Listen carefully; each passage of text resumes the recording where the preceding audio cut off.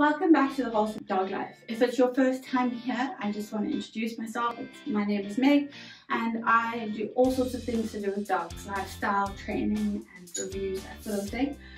This is Bourbon, he's one of my dogs. I also have a much older dog named Sanka who has featured in some of my previous videos as well. Today I wanted to discuss the puppy test that I did with Bourbon before I got him, and I want to kind of show you whether or not it was worth it for me and whether it's something you want to try for yourself.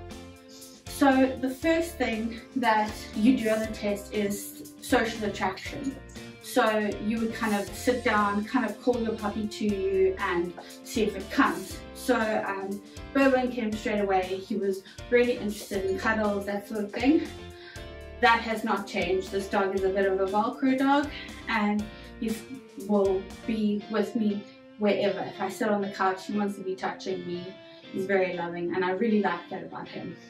The second thing that we do in the puppy test is following. So you walk away and kind of see if the puppy will follow you. Bourbon followed and he still does to this day. He follows me around the house wherever I go.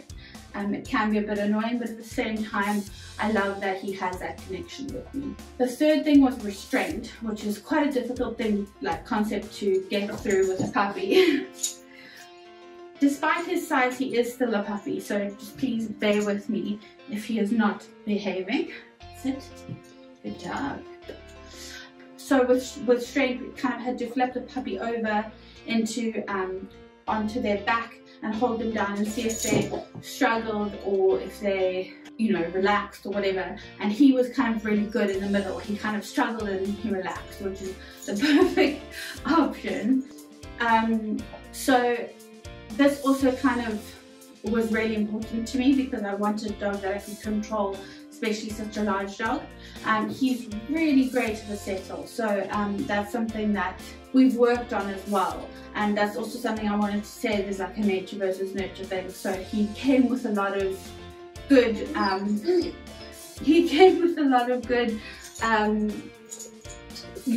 traits. But I also have worked on these things since I got him.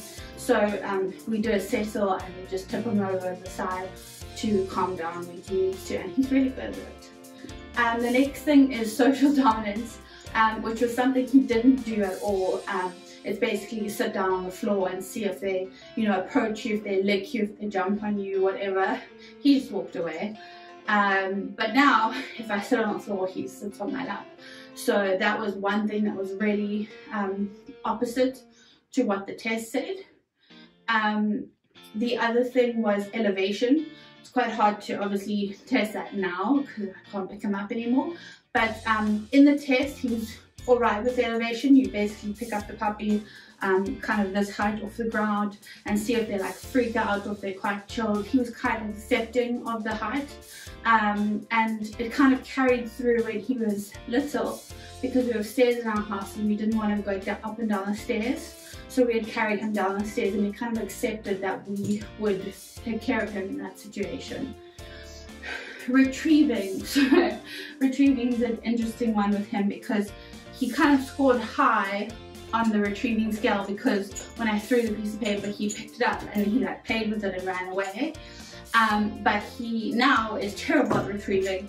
His favorite game is more of a tug, and he is getting bored. I'm gonna get him a toy, give him something to do while I'm talking.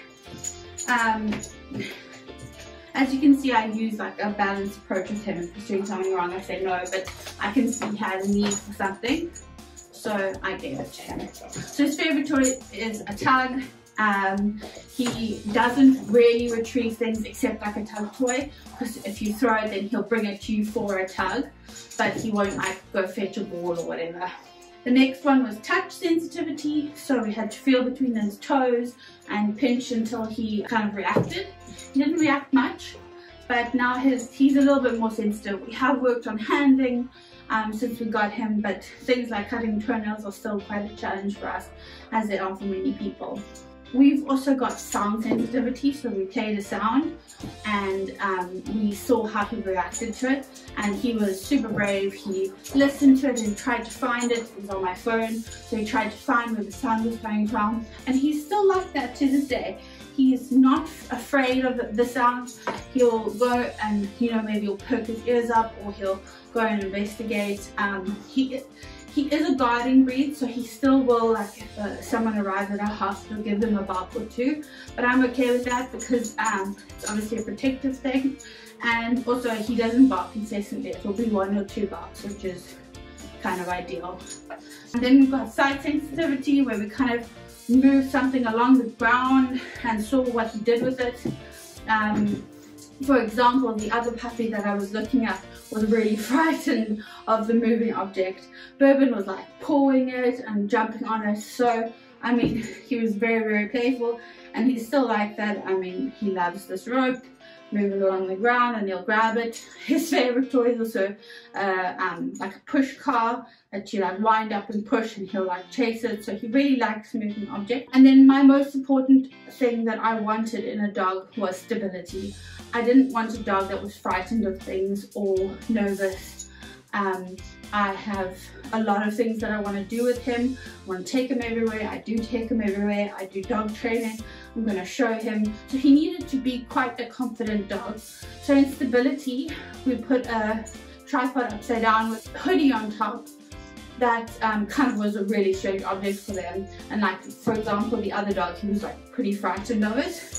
Whereas Bourbon, he investigated, he went to sniff it, he was like almost underneath it, and he still likes that. He's very inquisitive, and he, besides water, is not frightened of a thing. You know, we'll take him on the walk, and a truck will drive by, he'll be fine. He's fine with all people. But again, as I did mention, there's a nature versus nurture thing. So he kind of had that already in him, and we nurtured it. We took him out from the day we got him. We took him to coffee shops. We took him to other places.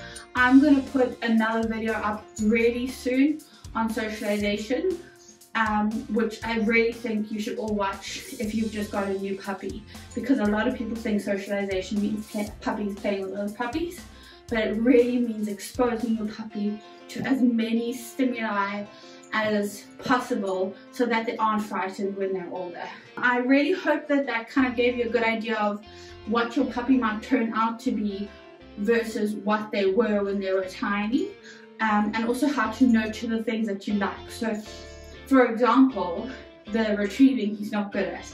If I really wanted my dog to retrieve, I could have really practiced with that, and there's a way to do that. But I don't really care.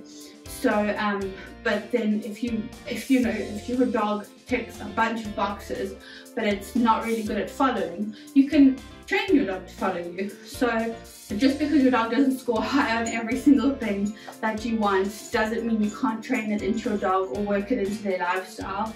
I hope this encourages you to have a look at your puppy more clearly, and then also just nurture your dog in the things that you want them to do. Thanks so much for joining us today, and I'll see you in the next video.